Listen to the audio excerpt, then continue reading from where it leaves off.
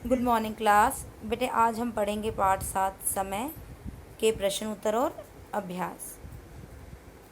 मौखिक प्रश्न है बेटा हमारा, जीवन में समय का क्या महत्व, जीवन में सही समय कब आता है। जीवन में सही समय अब ही है, हमें जो भी कार्य करना है अभी करना होगा।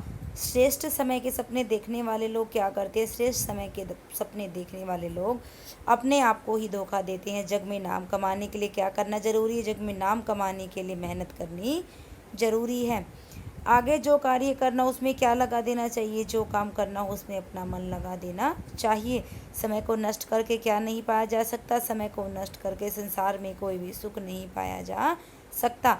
आलसी व्यक्ति किसी भी काम को करने में क्या करता है? आलसी व्यक्ति किसी भी काम को न करने का बहाना बनाता है।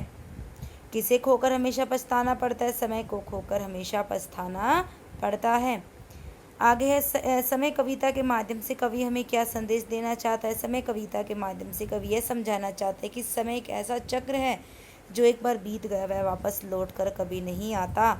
हमें समय के महत्व को पहचान कर आगे बढ़ना चाहिए और समय को बर्बाद नहीं करना चाहिए। अभी समय है, कुछ नहीं बिगड़ा। पंक्ति के माध्यम से कवि का क्या तात्पर्य है?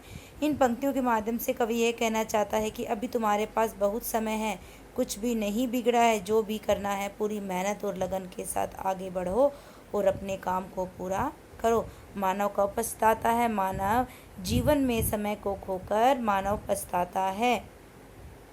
दीर्घ प्रश्न है बेटा, हमारे जीवन में समय का क्या महत्व है? हमारे जीवन में समय का बहुत महत्व है, क्योंकि समय एक ऐसा जीवन चक्र है जो एक बार चला जाता है वापस लौटकर कभी नहीं आता। हमें समय रहते अपने सारे काम कर लेने चाहिए और आज का काम कल पर नहीं टालना चाहिए। दी गई पंक्तियों का भावार्थ लिखना है बेटा यहाँ पर। ऐसा सुसमय भला और तुम कब पाओगे, खोकर पीछे इसे सर्वथा पछताओगे। इस कविता की पंक्तियों में कवि यह समझाने का प्रयास कर रहा है कि अभी तुम जो भी करना चाहते हो उसे अभी इसी समय में कर लो, क्योंकि यह उचित समय है। अगर यह एक बार तुम्हारे हाथ से निकल गया तो दोबारा नहीं आएगा और फिर तुम पछताओगे। आगे है, आएगा क्या समय जो चला जा रहा है। इन पंक्तियों के द्वारा कवि ये समझाना चाहते हैं कि समय बहुत महत्वपूर्ण है। जो समय व्यर्थ ही बीत रहा है वह वापस नहीं आने वाला। तुझ कभी तुम नहीं एक पल को जानो। कवि कहते हैं कि तुम समय को महत्वहीन मत समझो। यह जीवन पल पल से बना है, इसके पल पल के महत्व को पहचानो। नीचे अब यहाँ से एक्सरसाइज के प्रश्न स्टार्ट है बेटा। नीचे दिए गए पद्यांश को पढ़कर प्रश्नों का उत्तर देने हैं। तुझ कभी तुम नहीं एक पल को जानो, पल पल से बना हुआ जीवन मानो, इसके सदैव रूप निसिंचन के द्वारा हो सकता है जन्म तरु यहाँ तुम्हारा। हमें एक पल को क्या नहीं समझना चाहिए? तुझ। हमारा जीवन किससे मिलकर बना है? एक एक पल को मिलाकर बना है। जीवन रूपी तरु को किससे सींचना चाहिए? मेहनत रूपी पानी से। नीर व तरु का शब्द का अर्थ लिखे बेटा। नीर होता है पानी, तरु का होता है पेड़। अब तुझ व जन्म का विलोम शब्द लिखे बेटा। तुझ का हो गया महान और जन्म का हो गया मृत्यु या मरण। आगे है सही का निशान लगाना है बेटा जो वाक्य दिए गए हैं। कार्य करते समय किस पर विश्वास करना चाहिए? अपनी आत्मा पर। कार्य करते समय मन में क्या नहीं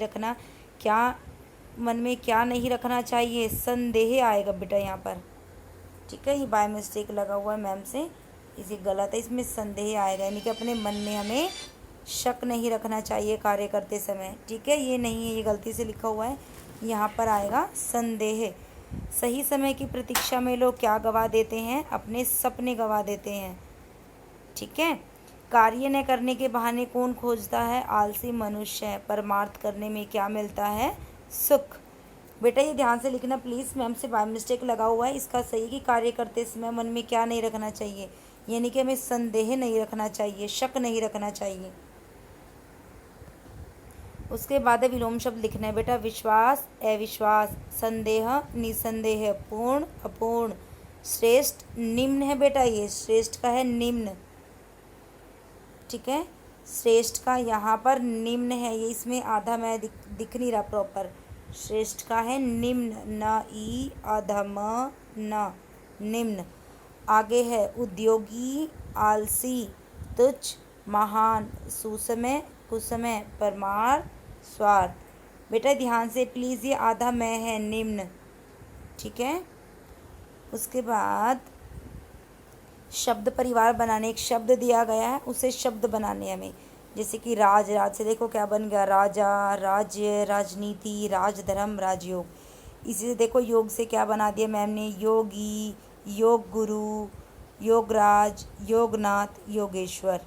राष्ट्र, राष्ट्रीय, राष्ट्र प्रेम, राष्ट्रीयता, राष्ट्रभक्त, राष्ट्र हित। मन, मन से क्या बन गया, मनोरथ, मनोयोग, मनोहर, मनोहारी, मनोभाव। आलस, आलसी, आलस्य, अलस, अलसी, आलसीपन। आगे बेटा दिए गए वाक्यों में कौन सी क्रिया में ये बतानी है। क्रिया आपको पता है कि जिस शब्द से काम के करने या होने का पता चले उसे हम क्रिया कहते हैं। क्रिया के दो भेद हैं, सकर्मक और अकर्मक। यहाँ पर हमें सकर्मक देखो, सकर्मक जिन क्रिया में कर्म की आवश्यकता होती है वो होती है हमारी सकर्म, यानी जिसमें कर्म होता है। और जिन क्रियाओं में कर्म नहीं होता बेटा वो होती है हमारी अकर्मक क्रिया।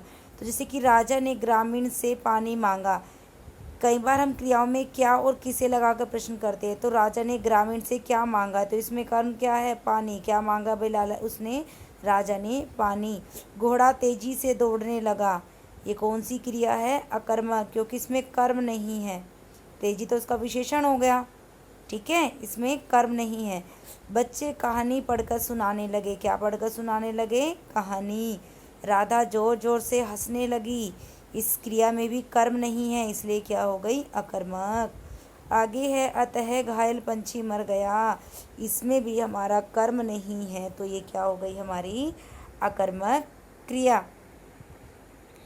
उसके बाद आगे है वर्ग पहेली से समानार्थी शब्द ढूंढने बेटा, ठीक है। कार्य, काम, समय, काल, चित्त, मन, स्त्री, ललना, इच्छा, कामना, शोर, नाद, बेकार, अनाप, नाक, नासिका, उद्योगी, कर्मठ, आदमी, मनुष्य, थोड़ा, अल्प, अधिकार, हक।